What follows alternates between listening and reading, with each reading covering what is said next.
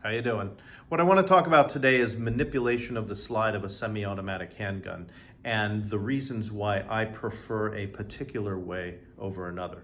There are basically two ways you can manipulate the slide on a semi-auto. One is called the GI method, the other one is called the Israeli method.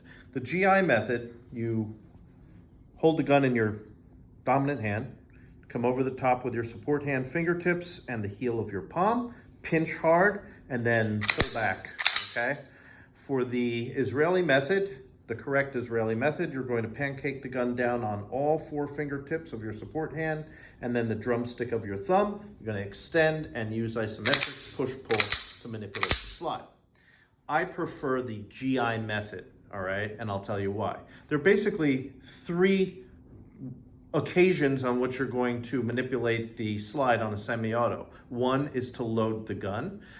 The next is to clear a stoppage, potentially, like a stovepipe or a case where you have to rack something out of the chamber.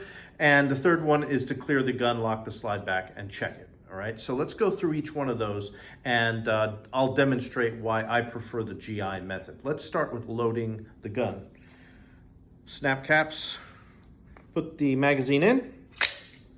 So for the GI method, already my gun is pointing downrange, and all I have to do after I put that round in the chamber is drive the gun forward, okay? Very easy. With the Israeli method, if I do the same thing down here, I now have to rotate the gun up on target and actually build my grip from there, which feels a lot more awkward mechanically.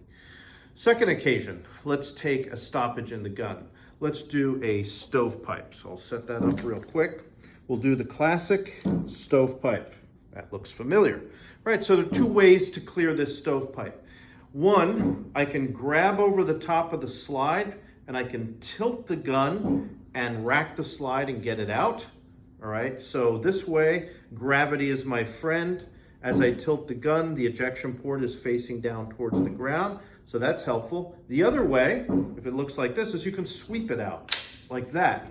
Notice my mechanical motion is exactly the same as racking the slide. See, so I don't have to only learn one way to do something. Makes it a lot simpler. Now let's take the last thing, which is clearing the gun. Okay, so mag out, rack the round out of the chamber, and now I'm going to lock the slide to the rear. Now in the GI method position here, it's very easy for me to get a visual on the slide stop with my eyes, and I'm in a good mechanically efficient position. I'm going to push up on the slide stop, lock the slide to the rear so that I can check the gun.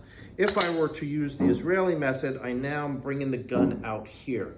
And a lot of times, especially folks that are newer to this game, kind of get lost in the sauce out there, and it's harder. You can't get a visual index on the slide stop and so forth. So it's a little bit more awkward to do it. It can still be done.